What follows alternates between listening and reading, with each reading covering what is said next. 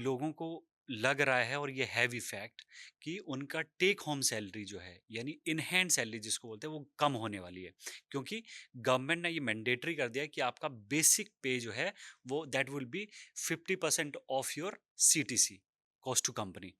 ये इसमें लोग बहुत परेशान भी हैं क्योंकि लोगों की अब जो है टेक होम सैलरी कम होने वाली है। थोड़ा सा उसको एक्सप्लेन कर जी।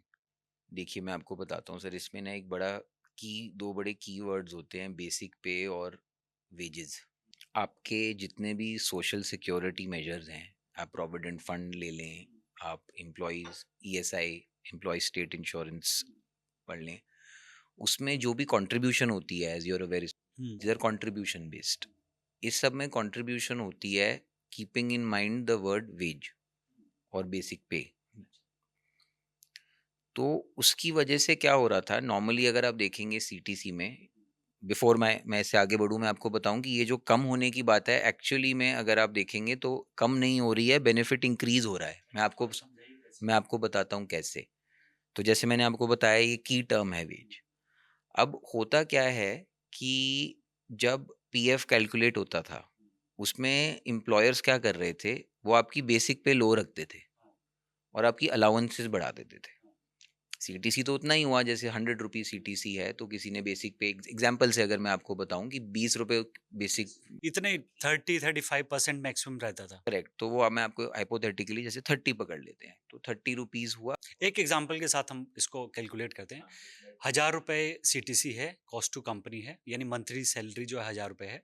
उसमें बेसिक पे मान लीजिए 300 रुपए पहले होती थी, ठीक है। अब इससे इसी फिगर को लेके आप थोड़ा समझ। इससे अगर हम देखें तो आपके जितने भी सोशल सिक्योरिटी में कॉन्ट्रीब्यूशंस हैं, चाहे आपकी हैं चाहे उनकी हैं, जैसे पीएफ का आपको पता है, there is one contribution from the employer, one contribution from the employee. ESI again contribution from the employer. इन्हीं दोनों को पकड़ के आपको लेट्स डिस्कस इट, बिकॉज तो ये आपके उस 300 रुपये पे। हाँ, उसका 12%। करेक्ट, उसका परसेंटेज। तो अगर आप 12% लें, तो 300 रुपये का 12% was the contribution that the employer was also doing. रफली 35-35 रुपए मान लो, दोनों मिला 70 रुपए। हाँ। जितना भी पड़ गया, मतलब 12% लगा लीजिए 300 रुपये का। तो अब जो उन्होंने बेसिक पे जो बोला है, या आपका वेजेस जो आपके आपके 500 हो जाएंगे, उससे अब यही 12% 500 रुपये पे लगेगा। तो इससे फर्क ये पड़ेगा कि अब देखिए, वो तो है ही, अब जैसी बेसिक पे पड़ेगा, एम्प्लॉयर अलाउंसेस शायद कम कर दे।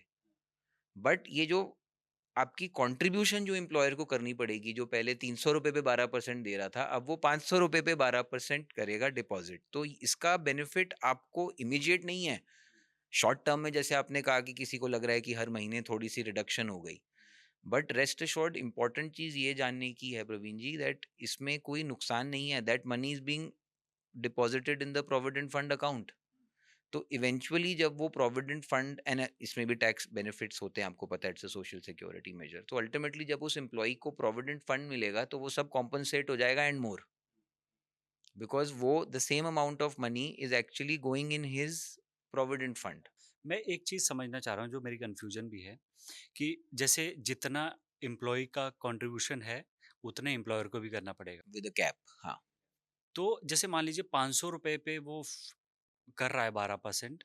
तो फिर और अभी सीटीसी ऐसे कैलकुलेट होता है कि वो सीटीसी आपका जो एम्प्लॉयर का कंट्रीब्यूशन वो भी सीटीसी में एडेड हाँ, हो। CTC is cost to company की टोटल, एक एम्प्लॉयर एक एम्प्लॉय पर इतना खर्चा करेगा। तो अब मैं ये पूछ रहा हूँ आपसे कि जब एम्प्लॉयर का वो बढ़ जाएगा क्योंकि बेसिक पे बढ़ गया, तो क्या वो सीटीसी के बाहर जाके करेगा? वो तो सीटीसी तो बढ़ा नहीं पाएगा। तो वो अदर अलाउंसेस कट डाउन करके अपने को। कर सकता है, कर सकता है। सीटीसी देखिए सेम ही रहेगा। इम्पोर्टेंट ही अलाउंसेस रिड्यूस हो जाएंगी, बट अलाउंसेस रिड्यूस होने से कोई आपको फर्क इसलिए नहीं पड़ेगा एज एन एम्प्लॉय, क्योंकि वो जो आपका 300 का 500 हुआ है, उस पे extra provident fund will go to your account. So ultimately in the larger scheme of things, it is actually beneficial.